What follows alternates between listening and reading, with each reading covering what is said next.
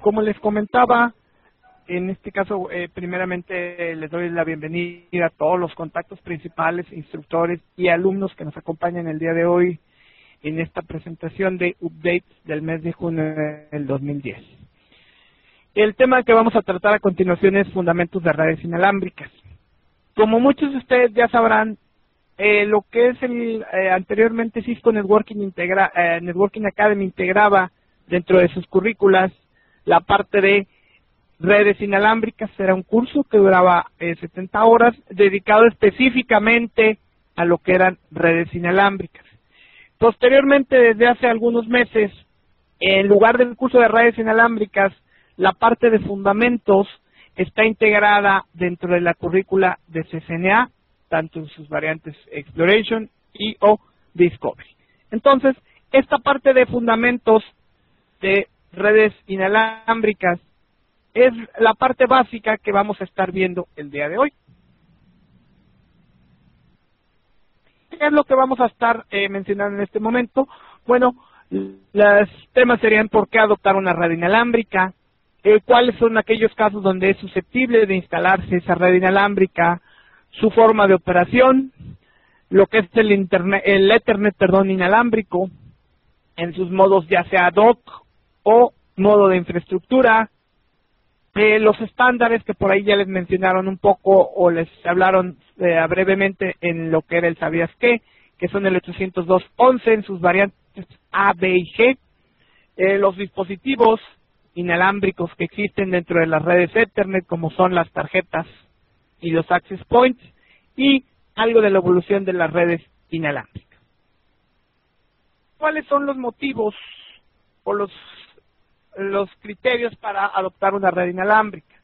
Bueno, primeramente recordemos que una red inalámbrica está integrada por varios dispositivos de red que se van a interconectar a través de lo que son las ondas electromagnéticas, es decir, la atmósfera va a ser la que va a estar mandando la información o estas ondas electromagnéticas en lugar de los tradicionales cables que nosotros conocemos.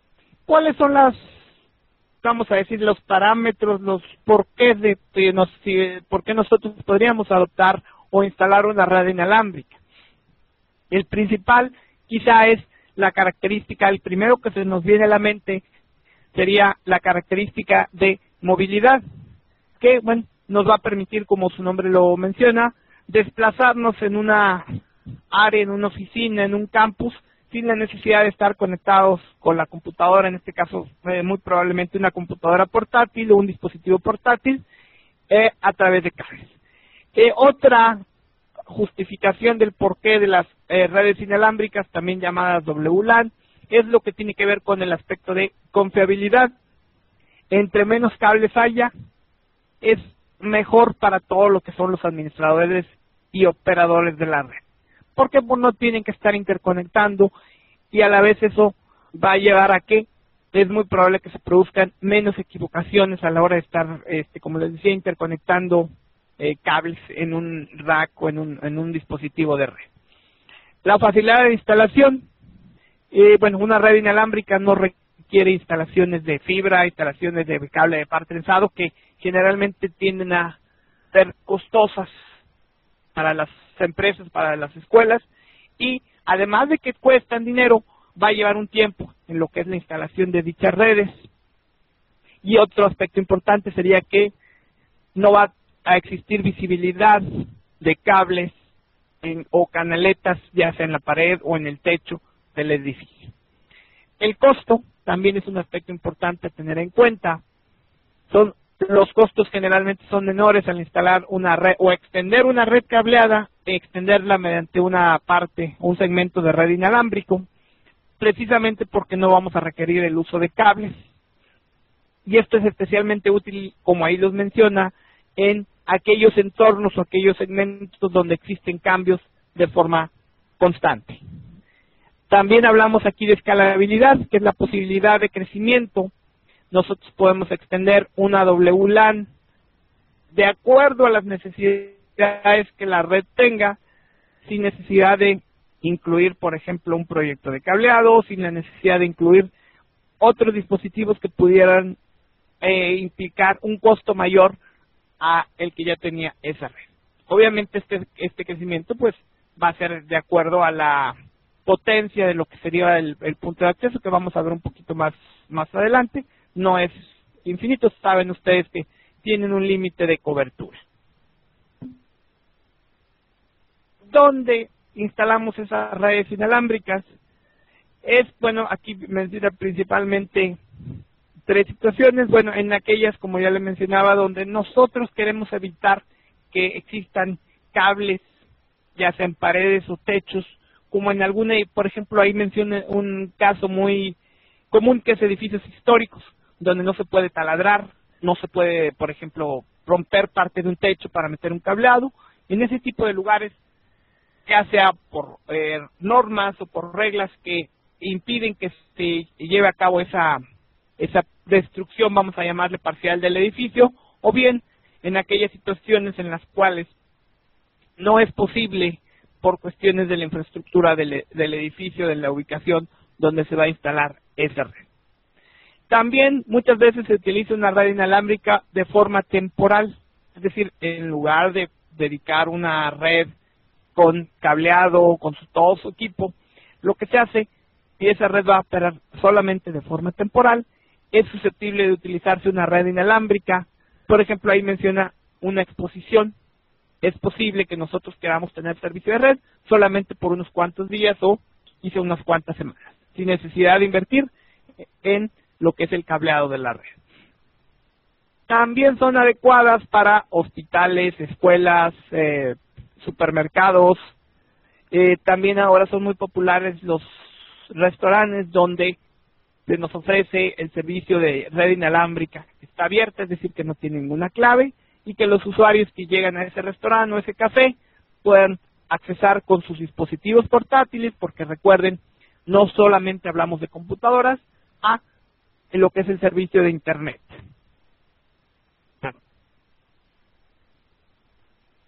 ¿Cómo operan estas redes inalámbricas?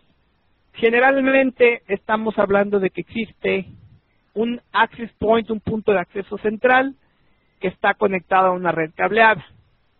Este access point lo que hace es recibe conectividad, por ejemplo, desde un switch, y transmite la señal o amplifica la cobertura sin necesidad de cables, como hemos estado mencionando, entre los equipos de usuarios, por ejemplo, una laptop, un dispositivo, por ejemplo, una agenda electrónica, etcétera, etcétera. Un teléfono, ahora los teléfonos celulares, ya saben ustedes que cuentan con lo que es el servicio Wi-Fi, en el cual pues nosotros nos podemos conectar a una red inalámbrica que está obviamente sustentada en un access point o punto de acceso.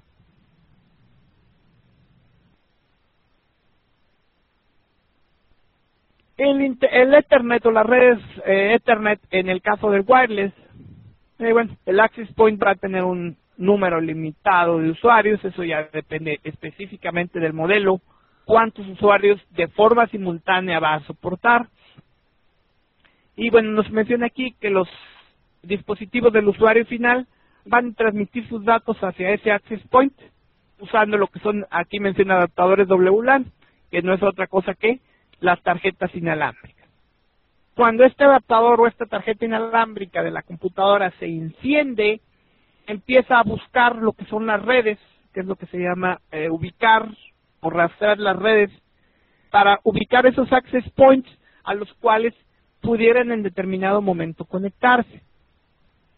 Esto se utiliza a través de lo que se conoce como SSID, también llamado SysID, que es el Service Set Identifier, que no es otra cosa que un identificador, una etiqueta con el nombre de esa red inalámbrica a la cual nosotros como usuarios pudiéramos llegar a conectarnos. Cada uno de esas SysID que detecta nuestra tarjeta de red va a tener una configuración, una potencia, quizá un password en algunos casos, distinta, es decir, cada red que detecte la tarjeta de red va a ser independiente. Y bueno, estas redes Ethernet inalámbricas pueden trabajar en dos modalidades. La modalidad de infraestructura, que se conoce como infraestructura, que es cuando se cuenta con access point, brindando servicio o cobertura, si así quieren verlo, a todos los usuarios que están en un rango determinado o en un área de cobertura. Y la otra, que se conoce como modo ad hoc, en la cual no existe un access point de por medio y las estaciones de trabajo se van a conectar directamente entre sí. Repito, sin necesidad de tener un access point en funcionamiento. Aquí está el ejemplo del modo ad hoc, también conocido como peer-to-peer o punto a punto, en la cual esos clientes se comunican sin la necesidad de ningún access point. Una vez que dos o más clientes se interconectan entre sí, se dice o se conoce como un IBSS, Independent Basic Service Set, que es un servicio básico independiente. Repito, aquí no hay un access point de por medio, la conexión es directa entre uno o más dispositivos. Ahora vamos a ver un poquito de las especificaciones IEEE 802.11 que por ahí habían mencionado hace un momento en el ¿sabías qué? Existe, es primeramente importante mencionarlo, una gran cantidad, más allá de las que aquí se mencionan. Estas son las más populares o las más importantes, pero existen otras que son para usos muy específicos de determinadas empresas o que son parte o están en funciones experimentales. Estos que aquí les menciono son los que seguramente más la mayoría de ustedes han escuchado, aunque no sepamos bien la diferencia entre uno y otro. Primero tenemos el 802.11a, que nos brinda una velocidad de 54 megabits por segundo y permite instalar hasta 8 access points. Este sería el primero de ellos. Repito, la tasa de transferencia, la velocidad es de hasta 54 megabits y nos va a permitir instalar hasta 8 access points como máximo.